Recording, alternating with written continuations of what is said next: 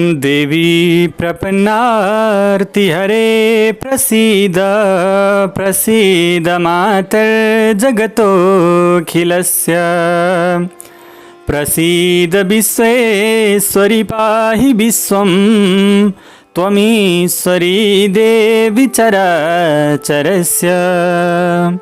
सम्पूर्ण दर्शक तथा श्रोता महानुभावहरू नमस्कार।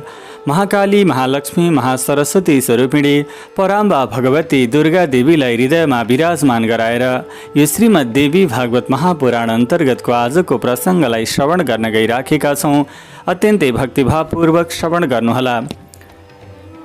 परीक्षितजी महाराजका ती विभिन्न प्रसङ्गहरूलाई अगाडि बढाउँदै जाने क्रममा सुतजीले भन्नुहुन्छ, हे मुनिवृन्द, त्यसै दिन तक्षक नामक नाग नृपश्रेष्ठ परीक्षितलाई श्रापित जानेर एक उत्तम मनुष्यको रूप धारण गरी आफ्नो घरबाट शीघ्र निस्कियो। वृद्ध ब्राह्मणको रूप बनाएर बाटोमा जाँदै गरेको त्यस तक्षकले महाराज परीक्षित कहाँ जाँदै गरेका कश्यपलाई देख्यो। त्यस नागले ती मन्त्रवेत्ता ब्राह्मणसित सोध्यो, तपाईँ यति शीघ्र गतिमा कहाँ जाँदै हुनुहुन्छ र कुन चाहिँ कार्य गर्ने तपाईँलाई इच्छा रहेको छ? तब कश्यपले भने, महाराज परीक्षितलाई तक्षक नागले डस्नेवाला छ, अतः म उनलाई विषमुक्त गर्नका लागि शीघ्रतापूर्वक त्यहीँ जाँदैछु। हे विप्रेन्द्र, मसँग प्रबल विषनाशक मन्त्र छ, अतएव यदि उनको आयु बाँकी रहेको भए म उनलाई जीवित पारिदिनेछु। तक्षकले भन्यो, हे ब्रह्मज्ञ, म नै त्यो तक्षक नाग हुँ र मैले नै महाराज परीक्षितलाई डस्नेछु। मैले डसेपछि तपाईँ चिकित्सा गर्नमा समर्थ हुन सक्नुहुने छैन, अतएव तपाईँ फर्कनुहोस्। कश्यपले भने, हे सर्प, ब्राह्मणद्वारा श्रापित भएका राजालाई तपाईँले डसेपछि म उनलाई आफ्नो मन्त्र बलले निसन्देह जीवित पार्नेछु। तब तक्षकले भन्यो, हे विप्र, हे अनघ, यदि तपाईँ मद्वारा डसिएका नृपश्रेष्ठ परीक्षितलाई जीवित गर्नका लागि जाँदै हुनुहुन्छ भने तपाईँ आफ्नो मन्त्र शक्तिको प्रभाव देखाउनुहोस्। म यसै समय यस वटवृक्षलाई आफ्नो विषालु दाँतले डसिदिन्छु। कश्यपले भने, हे सर्पश्रेष्ठ, तपाईँ यसलाई डस्नुहोस् अथवा यसलाई जलाएर भस्म पार्नुहुन्छ भने पनि म यसलाई पुनः जीवित गरिदिनेछु। तब सुतजी भन्नुहुन्छ, नागराज तक्षकले त्यस वृक्षलाई डसिदियो र त्यसलाई जलाएर भस्म पारिदियो। तब उसले कश्यपसित भन्यो, हे द्विजश्रेष्ठ, अब तपाईँ यसलाई पुनः जीवित गर्नुहोस्। तक्षक नागको विषरूपी अग्निबाट भस्म भएको वृक्षको सम्पूर्ण भस्मलाई एकत्र गरी कश्यपले यो कुरा भने, हे महाविषधर नागराज, अब तपाईँ मेरो मन्त्रको प्रभाव हेर्नुहोस्। म तपाईँले हेर्दा हेर्दै यस वटवृक्षलाई जीवन प्रदान गर्दछु। यस्तो भनेर हातमा जल लिएर मन्त्रविद कश्यपले त्यस जललाई अभिमन्त्रित गरेर त्यस जललाई भस्म राशिमाथि छर्किदिए। जलको छिर्का पर्न साथ त्यो वटवृक्ष पुनः पहिलाको झैँ सुन्दर भयो। त्यस वृक्षलाई यस प्रकार जीवित देखेर तक्षकलाई ठुलो आश्चर्य भयो। त्यस नागराजले कश्यपसित भन्यो, हे विप्र, तपाईँ यति परिश्रम केका निम्ति गर्नुहुन्छ? तपाईँको त्यो कामना म नै पूर्ण गरिदिन्छु। भन्नुहोस्, तपाईँ के चाहनुहुन्छ? तब कश्यपले भने, हे पन्नग, म धनको अभिलाषी हुँ। नृपश्रेष्ठ परीक्षितलाई श्रापित जानेर आफ्नो मन्त्र विद्याले उनको उपकार गर्नका लागि म आफ्नो घरबाट निस्किएको हुँ। तक्षकले भन्यो, हे विप्रवर, राजाबाट जति धन तपाईँ चाहनुहुन्छ त्यति धन मबाट अहिले लिनुहोस् र आफ्नो घर फर्किजानुहोस्, जसले गर्दा म आफ्नो कृत्यमा सफल हुन सकूँ। तक्षकको यो कुरा सुनेर परमार्थवेत्ता कश्यप मनमा बारम्बार सोच्न लागे कि अब मैले के गर्नुपर्दछ। यदि म धन लिएर आफ्नो घर गएँ भने धनलोलुप हुनाको कारण संसारमा मेरो कीर्ति हुने छैन। यदि राजा जीवित भए भने त मेरो अचल कीर्ति हुनेछ तथा धन प्राप्तिका साथसाथ पुण्य पनि प्राप्त हुनेछ। यस यानकी इज्जत नै रक्षा गर्नका लागि योग्य हुन्छ र बिना यसको धनलाई धिक्कार छ। किनभने प्राचीन कालमा महाराज रघुले कीर्तिका लागि आफ्नो सबथोक गुरुलाई दिनुभएको थियो। सत्यवादी हरिश्चन्द्र तथा दानी कर्णले पनि केवल कीर्ति यानकी आफ्नो नाम र इज्जतका लागि धेरै कर्म गरेका थिए। अतः विषको अग्निबाट जल्दै गरेका राजा परीक्षितको उपेक्षा म कसरी गरूँ? यदि मैले महाराजलाई बचाइदिएँ भने त सबैलाई अत्यन्त सुख मिल्नेछ र यदि राजा मरे भने अराजकताका कारण सारा प्रजा नष्ट हुनेछन्, यसमा सन्देह छैन।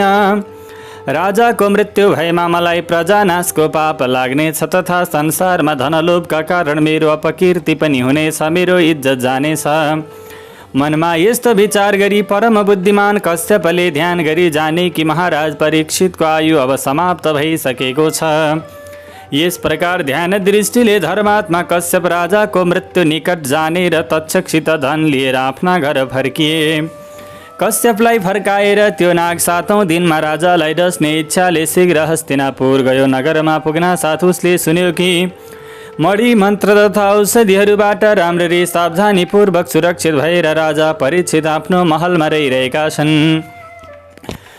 ब्राह्मण बालकको श्रापबाट भयभीत सर्पराज तक्षकलाई ठुलो चिन्ता भयो। त्यो सोच्न लाग्यो कि म अब कुन उपायले यस राजभवनमा प्रवेश गरौँ, कसरी ती बच्चाको वचनलाई मैले सिद्ध गरौँ, यस पापी मूढ विप्रलाई पीडित गर्ने तथा मुनिको श्रापबाट आहत यस दुष्ट राजालाई म कसरी छल गरौँ।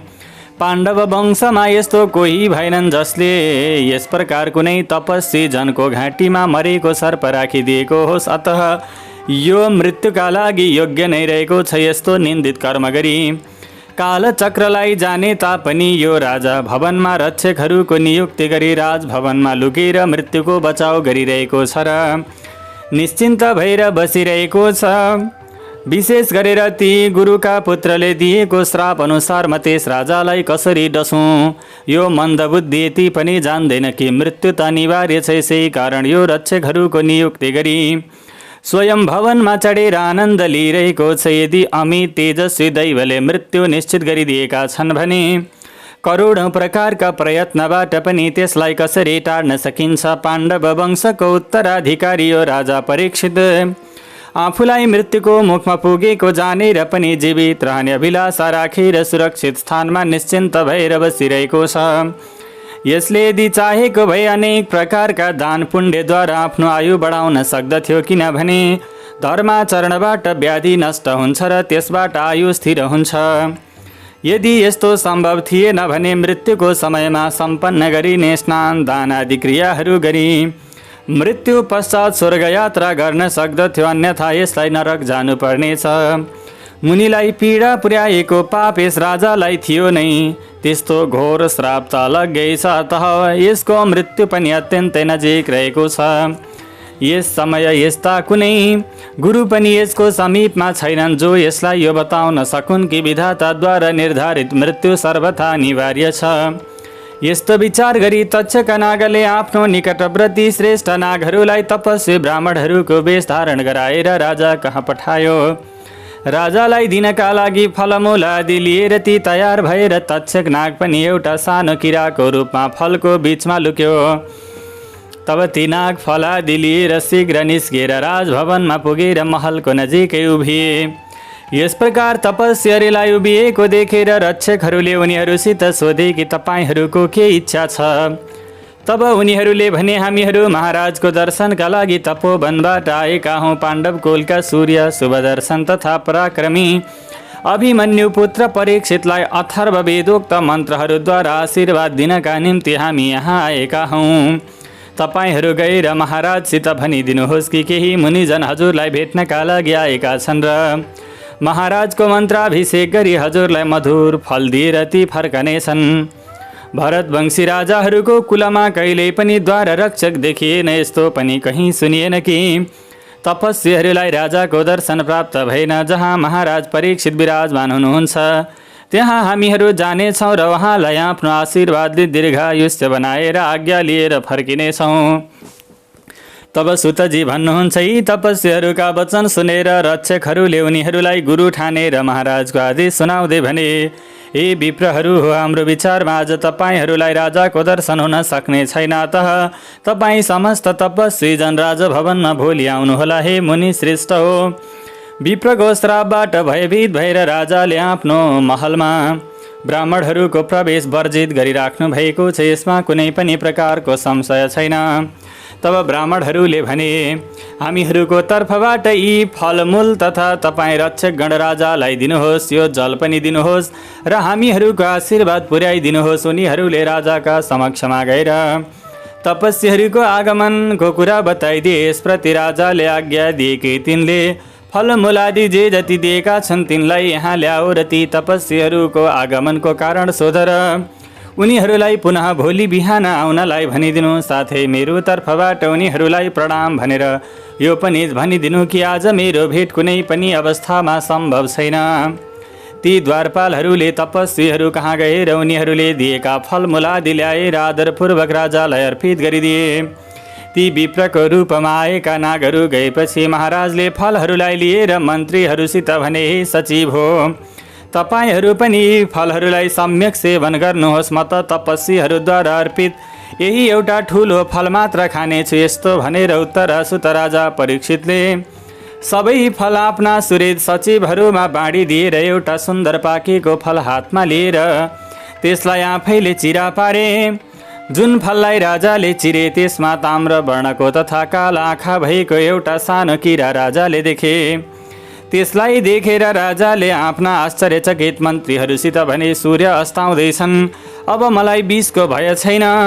म त्यस श्रापलाई अंगीकार गर्दछु कि यो किराले मलाई टोकोस्। यस्तो भन्ने महाराज परीक्षितले त्यसलाई आफ्नो घाँटीमा राखे। सूर्य अस्त हुनासाथ घाँटीमा स्थित त्यो किरा साक्षात् कालस्वरूप भयानक तक्षकको रूपमा परिणत भयो। त्यस नागले तत्काल राजालाई बेर्यो तथा उनलाई डस्यो। यो देख्नासाथ सबै मन्त्री आश्चर्यमा परेर अत्यन्तै दुखित भएर विलाप गर्न लागे। भयङ्कर रूपको त्यस सर्पलाई देखेर सबै सचिवगण भयभीत भएर त्यहाँबाट भाग्न लागे र सबै रक्षकगण चिच्चाउन लागे। यस प्रकार त्यहाँ महान हाहाकार मच्चिन पुग्यो।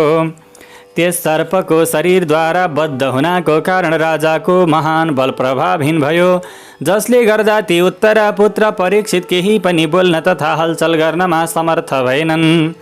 तक्षकको मुखबाट विषजनित भयङ्कर आगोको ज्वाला दन्कन लाग्यो। त्यस भीषण ज्वालाले क्षणभरमा राजालाई जलाइदियो र शीघ्र उनलाई निष्प्राण गरिदियो।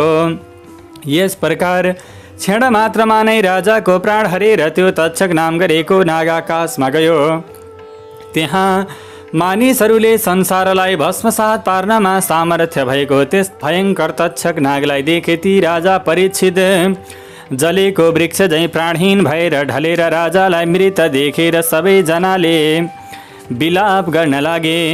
सुतजी भन्नुहुन्छ, सबै मन्त्रीहरूले राजा परीक्षितलाई मृतक तथा उनको पुत्र जनमेजयलाई अबोध जानेर उनको परलोक सम्बन्धी क्रियाहरू सम्यक प्रकारले सम्पन्न गरे। शरीर जलेको हुनाले भस्मीभूत भएका राजालाई ती मन्त्रीहरूले गङ्गाको किनारमा अगरुबाट बनाइएको चितामाथि राखे। अकाल मृत्युवरण गरेका राजा परीक्षितको और्धदेही क्रिया राजाका पुरोहितद्वारा वैदिक मन्त्रहरूका साथ विधिवत सम्पन्न गरियो। मन्त्रीहरूले विभिन्न प्रकारका गौ, स्वर्ण, अनेक प्रकारका अन्न तथा नाना प्रकारका वस्त्रहरू यथोचित रूपमा दान गरे। तत्पश्चात मन्त्रीहरूले प्रजापतिहरूप्रति प्रीति सम्वर्धन गर्ने राजपुत्र जनमेजयलाई शुभ मुहुर्तमा सुन्दर राजसिंहासनमा आसीन गराए। पूर्ववासी तथा जनपदवासी प्रजाहरूले राजलक्षणहरूबाट सम्पन्न जनमेजय नामक त्यस बालकलाई आफ्नो राजाको रूपमा स्वीकार गरे। राजकुमारकी धात्रीले उनलाई सब प्रकारका राजोचित गुणहरूको शिक्षा दिइन्। यस प्रकार दिन प्रतिदिन बुद्धि वृद्धिलाई प्राप्त गरेका ती महान बुद्धिमान भए। 11 वर्षको भएपछि कुल पुरोहितले उनलाई यथोचित शिक्षा प्रदान गरेर उनले त्यसलाई सम्यक रूपले ग्रहण गरे। जुन प्रकार द्रोणाचार्यले अर्जुनलाई तथा भार्गव परशुरामले कर्णलाई धनुर्विद्यामा प्रशिक्षित गरे, त्यसै प्रकार कृपाचार्यले जनमेजयलाई राम्ररी परिष्कृत धनुर्विद्या प्रदान गरे। यस प्रकार सम्पूर्ण विद्या प्राप्त गरी ती जनमेजय वेद तथा धनुर्वेदमा पूर्ण पारङ्गत बलशाली अपराजेय तथा परमार्थ वेत्ता भए। ती धर्मशास्त्रका अर्थहरूको विवेचना गर्नमा कुशल, सत्यनिष्ठ, इन्द्रियमाथि विजय प्राप्त गरेका धर्मात्मा थिए। उनले पूर्वमा धर्मपुत्र राजा युधिष्ठिरको झैँ राज्य शासन गरे। यसपछि सुवर्णवर्मा नामका काशीपति राजाले शुभ गुणहरू भएकी आफ्नी कन्या वपुष्टमाको पाडी ग्रहण जनमेजयका साथ सम्पन्न गरिदिए। जसरी प्राचीन कालमा काशीराजकी पुत्रीलाई पाएर विचित्र वीर्य तथा सुभद्रालाई पाएर अर्जुन अत्यन्त आनन्दित भएका थिए, त्यसै प्रकार ती श्याम नयनीलाई आफ्नी कान्ताको रूपमा पाएर जनमेजय अति प्रसन्न भए।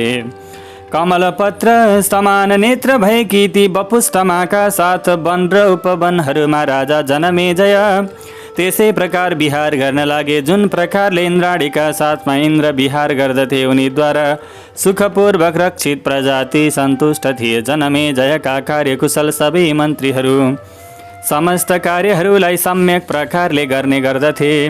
यसै समय तक्षकद्वारा पीडित उत्तङ्क नामक मुनिको हस्तिनापुरमा आगमन भयो। यो सर्पको शत्रुताको बदला कसले लिन सक्दछ? यस्तो सोच्दै ती परीक्षित पुत्र जनमेजयलाई यो कार्य गर्न सक्ने सम्झेर उनी कहाँ आएर भने, हे भूपवर, तपाईँलाई यो ज्ञान छैन कि यस समय के करणीय छ र के अकरणीय?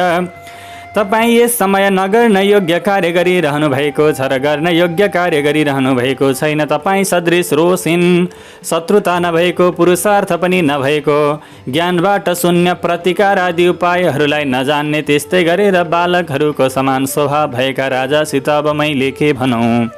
तब जनमेजय भन्दछन्, मैले कुन शत्रुलाई जानिन र त्यसको प्रतिकार गरिन र हे महाभाग, तपाईँ मलाई त्यो बताउनुहोस् जसबाट म त्यसलाई सम्पन्न गर्न सकौँ।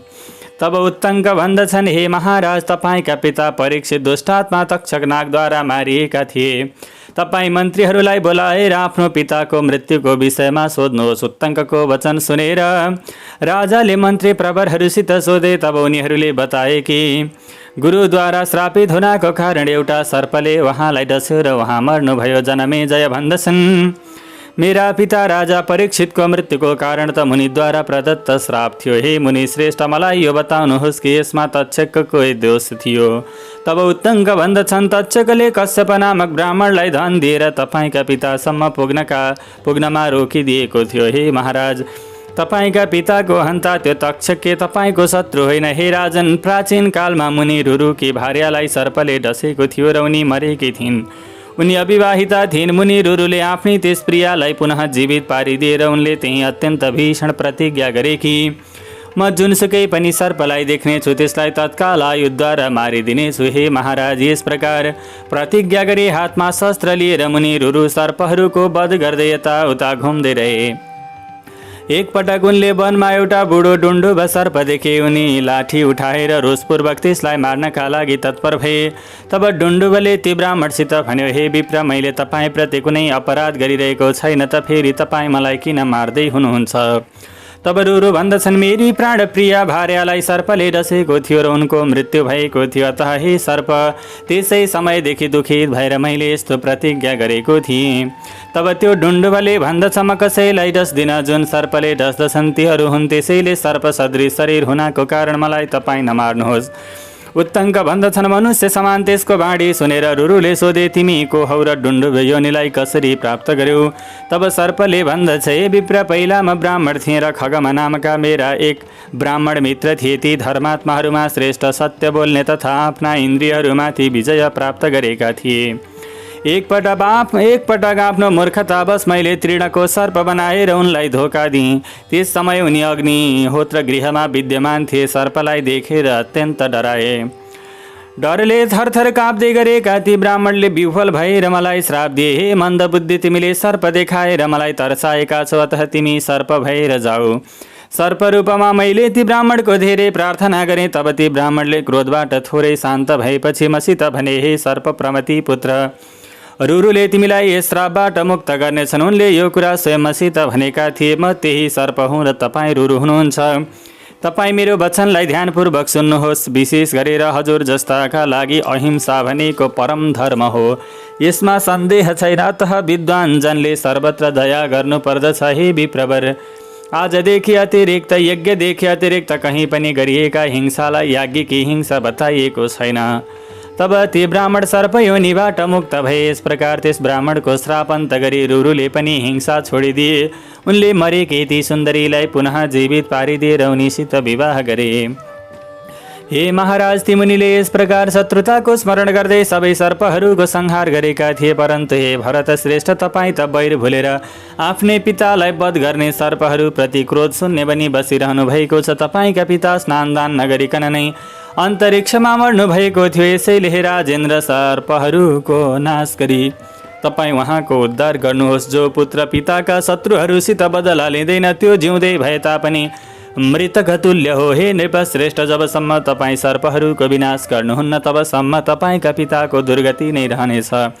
हे महाराज, तपाईँ देवी यज्ञको आयोजना गरेर आफ्ना पिताको शत्रुताको स्मरण गर्दै सर्पसत्र नामक यज्ञ गर्नुहोस्। उत्तङ्क मुनिको यो वचन सुनेर राजा जनमेजय अत्यन्त दुःखी भएर उनका आँखाबाट अश्रुपात हुन लाग्यो। उनी मनमनमा सोच्न लागे, जसका पिता सर्पबाट दंशित भएर यस प्रकार दुर्गतिलाई प्राप्त भए त्यसमा मिथ्याभिमानी तथा दुर्बुद्धिलाई धिक्कार छ। म आज यज्ञ आरम्भ गरी प्रज्वलित अग्निमा सर्पहरूको आहुति दिएर अवश्य नै पिताका मृत्युको बदला लिनेछु। सबै मन्त्रीहरूलाई बोलाएर राजाले यो वचन भने, हे मन्त्री प्रवर हो, गङ्गाको किनारमा श्रेष्ठ ब्राह्मणहरूद्वारा उत्तम भूमिको माप गराएर तपाईँहरू यथोचित यज्ञ सामग्रीको प्रबन्ध गर्नुहोस्। हे मेरा बुद्धिमान मन्त्री हो, 100 खम्बा भएको एउटा सुरम्य मण्डपको निर्माण गराएर तपाईहरू त्यसमा अझै यज्ञका लागि वेदीको पनि निर्माण सम्पन्न गराउनुहोस्। त्यस यज्ञको अङ्गरूपमा विस्तारसहित सर्पसत्र पनि गर्नु छ। महामुनि उत्तङ्क त्यस यज्ञको होता हुनेछन् र तक्षक नाग त्यसमा यज्ञ पशु हुनेछ। तपाईहरू शीघ्र सर्वज्ञात एवं वेद पारगामी गुरुहरूलाई आमन्त्रित गर्नुहोस्।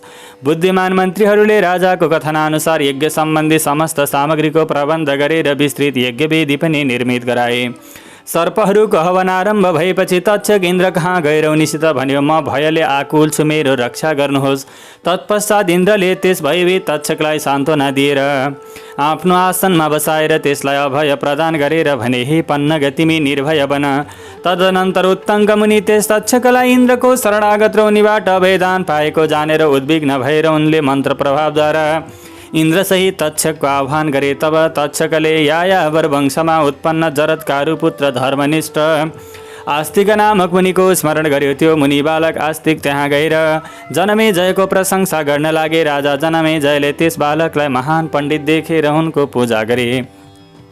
पूजा अर्चना गरी राजाले आफ्नो मनोवाञ्छित वस्तु माग्नका लागि उनैसित निवेदन गरे। तब आस्तिकले याचना गरे, हे महाभागे, यस यज्ञलाई समाप्त गरियोस्। उनले सत्य वचनमा आबद्ध राजासित पटक पटक यस्तो प्रार्थना गरे। तत्पश्चात मुनिका वचन अनुसार राजाले सर्पहरूको हवन बन्द गरिदिएर फेरि वैशम्पायन ऋषिले उनलाई विस्तारपूर्वक महाभारतको कथा सुनाए। त्यस कथालाई सुनेर पनि राजालाई विशेष शान्ति प्राप्त भएन। तब राजाले व्याससित सोधे, मलाई कुन प्रकारले शान्ति मिल्नेछ? मेरो मन शान्तिको अग्निमा अत्यधिक दग्ध भइरहेको छ, म के गरौँ मलाई बताउनुहोस्। म मन्दभाग्यको पिता तथा अर्जुनका नाति परीक्षितले अकाल मृत्युलाई प्राप्त गर्नुभएको छ। हे महाभाग, युद्धमा हुने मृत्यु नै क्षत्रियहरूका लागि श्रेष्ठ हुन्छ। हे व्यास, रणमा अथवा घरमा विधिपूर्वक हुने मृत्युलाई नै राम्रो मानिन्छ, तर मेरा पिताको त्यस्तो मरण भएन। उहाँले त असहाय अवस्थामा अन्तरिक्षमा यानकि पृथ्वीमा पनि होइन, आकाश समानको ठाउँमा मृत्युवरण गर्नु पर्यो। हे सत्यवती पुत्र व्यास, तपाईँ उहाँको शान्ति प्राप्तिका लागि कुनै उपाय बताउनुहोस्, जसबाट दुर्गतिमा पर्नुभएका मेरा पिता शीघ्र स्वर्ग जाउन्। ओम सर्वे भवन्तु सुखिनः, सर्वे सन्तु निरामया, सर्वे भद्राणि पश्यन्तु, मा कश्चित् दुःखभाग् भवेत्। हवस् त दर्शक महानुभावहरू, यससँगै हामीले श्री देवी भागवत महापुराणको आजको प्रसङ्गलाई यहीँ विश्राम गरेका छौँ। भोलिका दिनमा यसपछिका कथाहरूलाई श्रवण गर्नेछौँ। महाकाली, महालक्ष्मी, महासरस्वती स्वरूपिणी पराम्बा भगवती दुर्गा देवीको परम कृपा हजुर तथा हजुरका परिवारजनमा सदा सर्वदा रहिरहोस्। नमस्कार।